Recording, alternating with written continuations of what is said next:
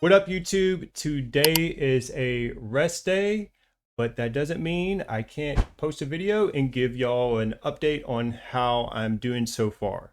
So if you haven't been following and you're new to the channel, this month I am doing HIT by Mentzer. It's his ideal program. And on this video, I kind of want to give you a progress report on how I'm doing so far. Okay, so I got to give a little quick summary just in case if you're not familiar with HIT.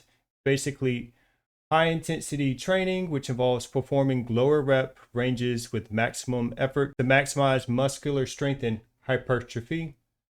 High intensity training, HIT, is a form of strength training popularized in 1970s by Arthur Jones, the founder of Nautilus, which I would love to try those machines, but none of the gyms I go to have them, specifically the pullover machine. The training focuses on performing quality weight training repetitions to the point of momentary muscular failure. Mike Mentzer's ideal routine is a 4-day split routine consisting of chest and back, legs, shoulders and arms, and another leg workout.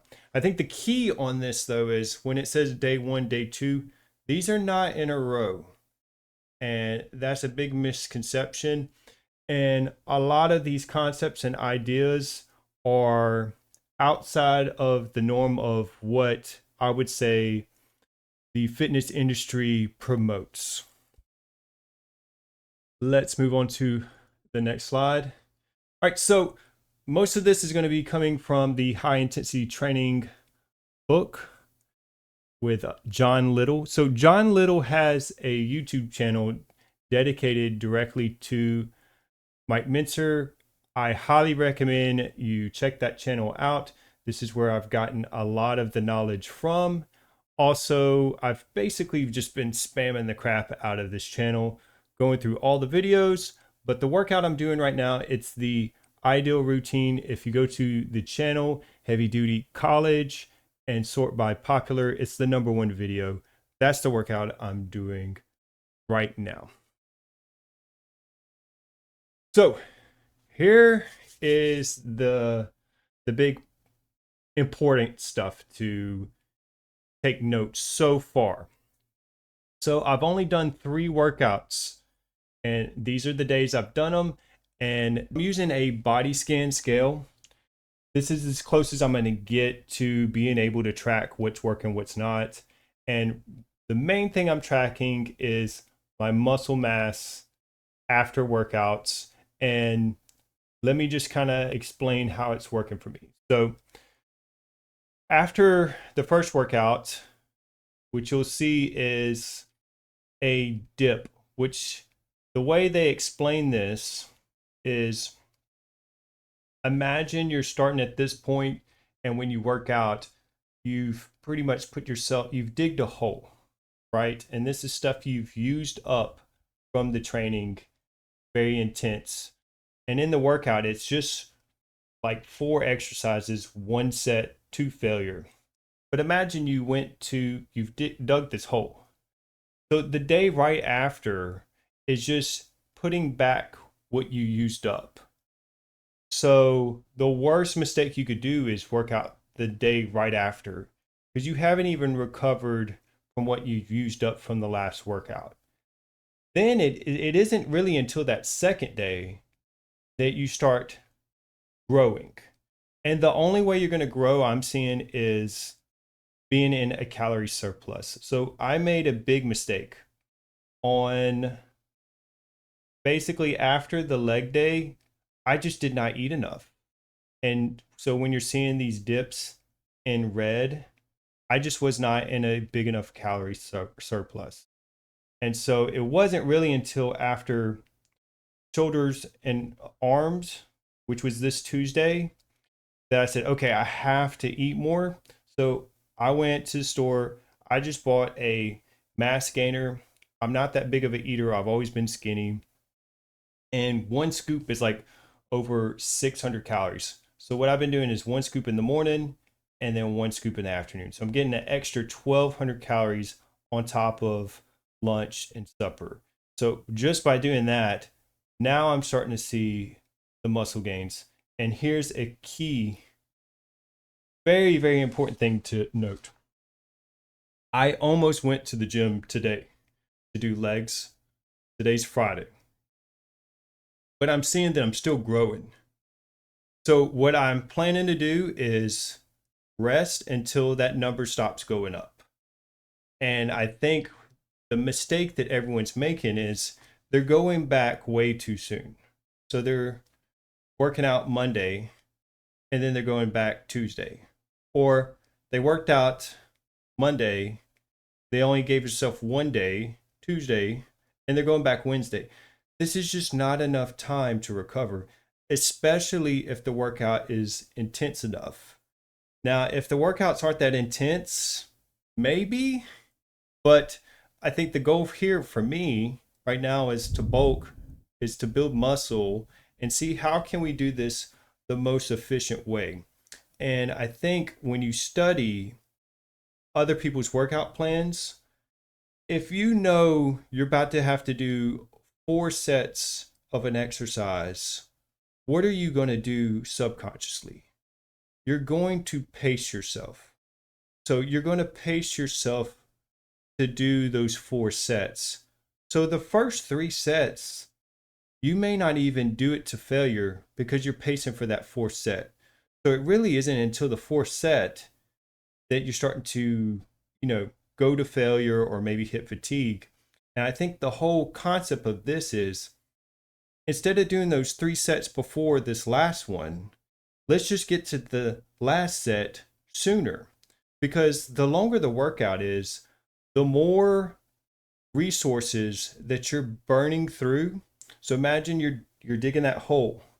So the longer the workout is, the bigger the hole you're digging, which means you're going to have to put in more resources to recover and then more resources to grow, which means if the workout's longer, you're going to have to rest longer and you're going to have to eat a lot more. So what they've kind of figured out was what was the minimum I could do to trigger the growth and then get out and then let all the resources that I put in my body go towards growth. And this is where I just think a lot of people get it wrong. And with this, you can't look at it as, okay, I'm going to work out Monday and Fridays. You really can't look at it like a fixed schedule based on a 7-day week. You can't. Like what I'm seeing is I'm going to use my scale to tell me when it's okay to go back. So for example, I worked out Tuesday. Wednesday, Thursday, and Friday, I've been gaining muscle. And this is by not going to the gym, not doing anything but staying in a calorie surplus. As soon as this number stops going up, then I know, okay, I can go back. But imagine if I went back Thursday, I would have only gained 0.2. So this 0.7 and 0.8 gains, who's to say I would have gained it? Because again, I would have put myself in a negative by depleting myself, by overtraining. And I think this is the big lesson that I've learned so far is the overtraining of going too many days and not really allowing the body to recover. Because now that I look back, at no point was it that I wasn't doing enough. If anything, I was doing too much, and then I just wasn't allowing my body to recover from the workout. Because imagine this workout, but double the sets and none of these rest days, just going almost every day. When you're doing that, when do you allow yourself to grow? You don't. So you end up plateauing. And so go to the next slide. So I looked up other YouTubers that tried the training, and I have to point out where I thought they got it wrong. Okay. So Pygmy almost got it right. Okay. He did the workouts. He stuck to the workouts, and I think he did enough rest.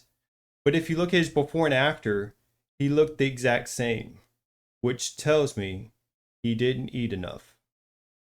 if he weighed the exact same, he did not put himself in a big enough calorie surplus to grow. I know for a fact I'm in a surplus to ensure that I am fueling the body to grow. You know, he did the workouts, but then he didn't eat enough. And then for Will, he did like 3 of these exercises in 1 week. If I go back, so he did, imagine doing this workout, right? And this day where I grew, he was already going back to train again. And it wasn't until after the second one that he gave himself at least 2 days of rest before going back. But he did 3 workouts in 1 week. And then he's like, oh, well, it don't work. It's like, no, you didn't even do it right. You have to let your body rest, recover, and grow. And none of them were tracking this. They weren't getting on the scale. They weren't tracking their muscle mass. They weren't seeing if they were eating enough. And then they were going back to the gym too soon. Again, imagine only allowing this one day to happen before going back to the gym. All these extra gains that I made and the rest would have never happened. And so that's my summary on it, okay? I still have, go back, I still have to do legs again, and then that will be completing the 4-day workout. But it's not 4 days in a row. It's 4 days for these exercises, but you have to allow your body to rest. You have to eat enough. If you don't eat enough, you might even lose muscle. Like on these negative days, that's what happened. I wasn't eating enough. So my muscle mass started dropping and my overall weight started dropping too. But I still have 5 exercises to complete for the month, maybe. It just depends on how many days I allow myself to rest. But at this pace, I'm on pace to maybe another pound, maybe 2. The big thing is now I know, like, okay, you got to get enough calories. But by the end of this month, my progress might be close to 4 pounds of muscle, whereas, you know, Pygmy looked the exact same because he wasn't eating enough. And then Will, he still overtrained. He didn't follow the principles. So I recommend everyone go check out the Heavy Duty College page, go down the rabbit hole, watch all those videos, and really get a sense of this ideology. And what's frustrating is since I've gone down this rabbit hole, I've tried to look up other people talking about it, and every one of them has gone into cognitive dissonance, which means when someone presents you information that might go against your beliefs, instead of us normally saying, oh, well, maybe I'm wrong, a lot of people go into extreme absolutes, which is, oh, well, he said just train once a year. That's not what he's saying. They just got straight to the point, and then there was no fluff. It was kind of like, how quick can we get to that failure rep, make it intense, and then rest. This is the big thing. You have to rest to grow, and most people are not doing this. And I think the main reason why is because they're looking at people that are taking steroids, that are going to the gym every day, and they see that those people have results, and they're saying, well, if they're doing it, that's what I have to do. But if you're natural, you have to take rest days to grow. You're not going to be able to go to the gym every day. You're just going to break down your body and tear it apart. This is huge. So if you're natural, it actually doesn't take much to stimulate the growth, but then you have to eat and do nothing else, basically. It's got me fired up because I just see all these people that are criticizing the workout, and none of them are actually doing it the way he's suggesting to do it. So if you look at how I'm doing it so far, again, I could have went and did legs today, but I'm like, you know what? If I'm still growing, what's going to hurt me just taking off another day off? Might as well. And I still feel a little sore. So I was like, you know what? I'll just take another rest day. I will let the chart of telling me how my muscle mass is going dictate where the next workout is versus sticking to I am going to work out Monday, Wednesday, Friday. That's just not ideal with this. You're actually leaving gains on the table by going back too soon. So, whew, it was a lot, but I'll probably do another video like this at the end of the month just to summarize, maybe just do another report. I have a feeling I'm going to stick with this longer than just August because now it's kind of pretty much bulking season for me. But let me know what you think in the comments below. Don't forget to subscribe. Also, again, he's not saying you just work out once every full blue moon. He's saying after you've done what's needed in the workout, you have to rest, recover, then grow. But if you go back to the gym too soon, you're basically depleting all the resources that would have went to your body to build the muscle. I will see y'all in the next one.